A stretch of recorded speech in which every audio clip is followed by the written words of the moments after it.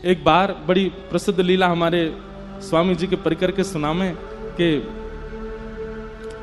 एक बार प्रिया जी ठाकुर जी दोनों गए स्वामी जी के पास। स्वामी जी नित्य मानसी में विराजमान रहे हैं, यमुना जी के तट पर नेत्र बंद करके और मानसी में चले जाएं और वह मानसी में प्रिया प्रियतम को दर्शन करें।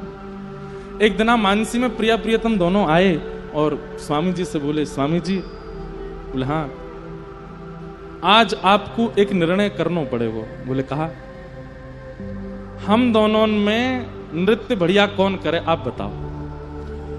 प्रिया जी बढ़िया नृत्य करें कि मैं बढ़िया नृत्य करूं।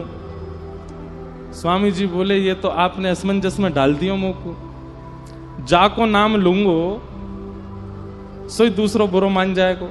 वैसे तो दोनों एक ही हैं। बिहारी को मतलब ये आप जो कुंज बिहारी कहते हैं, या को मतलब केवल ठाकुर जी नहीं, कुंज बिहारी मतलब कुंज में जो विहार कर रहे हैं। वो विहार अकेला नहीं करता है, दोनों करते, युगल करते। बिहारी को मतलब युगल है, बिहारी को मतलब ठाकुर जी नहीं है। कुंज बिहारी मतलब युगल बिहारी, दोनों जो कुंज में विहार करें वो। प्रिया प्रीतम दोनों आए, स्वामी जी से बोले आज आपको निर्णय करना है। स्वामी जी बोले काय बात को निर्णय? हम दोनों में बढ़िया नृत्य कौन करे। स्वामी जी बोले अब ऐसा तो मत करो, ये तो पक्ष बड़ो विलग है जाएगा। बोले नहीं नहीं आज आपको करना ही पड़ेगा। श्री जी बोली हाँ आज हम भी यही पक्ष में है कि आप निर्णय करो दोनों में बढ़िया नृत्य कौन करे। स्वामी जी बैठे हैं और सामने श्री वृंदा विपिन में यमुना जी के तट पर प्रिया प्रियतम दोनों खड़े हैं। ठाकुर जी अपने गाजे बाजे वाले ने लेके आए, संगीत वाले ने, श्री जी के अपने आए परिकर के सब। बोले पहले कौन करेगा? पहले श्री जी बोली पहले हम करेंगे, और हम जो करेंगे वाक्य बाद वही ताल वही धुन पर ठाकुर जी करेंगे, और फिर आपको निर्णय लेना दोनों में तो कौन से ने बढ़िया किया। ठीक है। मृदंग बजने प्रारंभ भई, वीणा मजनी प्रारंभ भई, और श्री जी ने सुंदर नृत्य करनो प्रारंभ कियो। ऐसे सुंदर सुंदर भाव भंगिमा हाथन की ऐसे सुंदर सुंदर कला करन लगी। ठाकुर जी देख रहे हैं दूर खड़े है कि अपने संगीत वाले करें, देख ले ये ताल बजानी या तो बढ़िया बजानी है, मैं करूंगा फिर तो स्वामी जी निर्णय देंगे। श्री जी ने ऐसा नृत्य किया कि सब रीझ गए। स्वामी जी के तो नेत्र सजल है गए। श्री जी विराज गए। स्वामी जी करताल बजाने लगे, जय हो प्यारी जी को जय हो, आहा कैसा सुंदर नृत्य कियो। ठाकुर जी फेंटा कस गया, अब मेरी बारी है, मेरो देखो। ये देखो आचार्य उनको कैसे सुख दियो है ठाकुर जी ने, अब मेरो देखो। बोले हाँ अब आप करो। ठाकुर जी नृत्य करने लगे। ठाकुर जी ने ऐसा नृत्य किया, घूम घूम करके महाराज जो पीताम्बरी पहने ऐसी खुल जाए ठाकुर जी की। मुकुट जब घूमे ठाकुर जी द्रुत गति में तो ऐसा लगे मानो जैसे मोर ने अपने पिच्छ खोल लिए हो और सबरे मोर पंख खोल करके नृत्य कर रहे हो। ठाकुर जी के जो हाथन में पावन में जो कड़ूला हैं उनमें से धीमी धीमी आवाज आ रही है। ऐसा सुंदर नृत्य कर रहे हैं, देख करके किशोरी जी ही रीझ नहीं है। आहा कितने प्यारे लग रहे हैं, कितने सुंदर लग रहे हैं। जैसे ही ठाकुर जी ने अपना नृत्य विश्राम किया, स्वामी जी बोल पाए, बोले श्री जी या बार तो माननी पड़ेगी ठाकुर जी ने बढ़िया नृत्य किया, या बार तो आप विजयी भाई, आपको नृत्य बढ़िया है। प्रिया जी बोली सही है, हमने मान ली इनको नृत्य बढ़िया, लेकिन अब की एक बार में निर्णय ना होवे, अब की बार होएगा। दूसरी बार प्रिया जी आई, ठाकुर जी तो बोली अब सुनो, अब पामन से नृत्य नहीं होएगा, केवल हाथन से होएगा।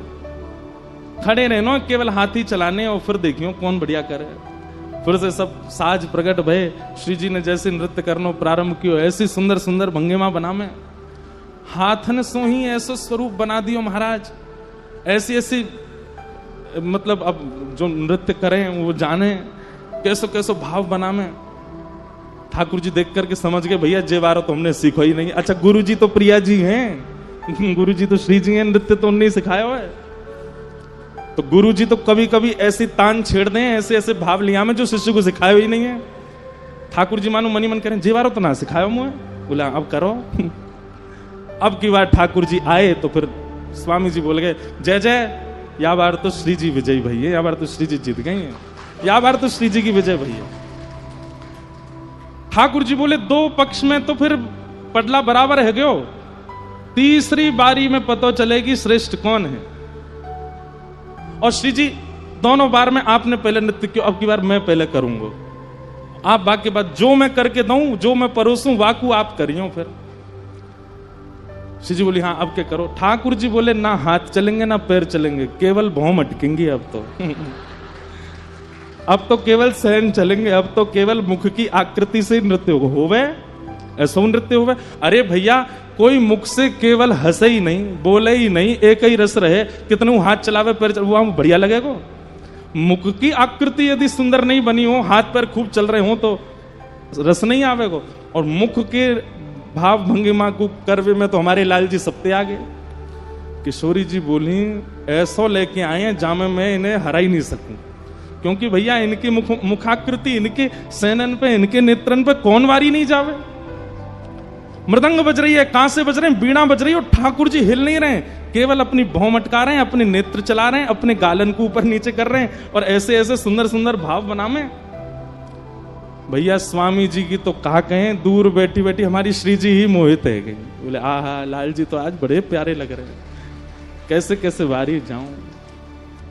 अंत में ऐसी स्थिति है गई कि श्री जी स्वयं को रोक नहीं पाई और उठ करके आ गई, और श्री श्याम सुंदर के हाथ पकड़ करके दोनों रास करने लगे, दोनों उनको रास विहार प्रारंभ हो गया। स्वामी जी देख करके आनंदित है रहे, रास करते करते द्रुत गति में करते करते करते करते जैसे ही नेक थके, दोनों जाकर के स्वामी जी की गोद में ही विराजमान है गए, और विराजमान है करके बोले अब बताओ स्वामी जी कौन ने अच्छो रास किए।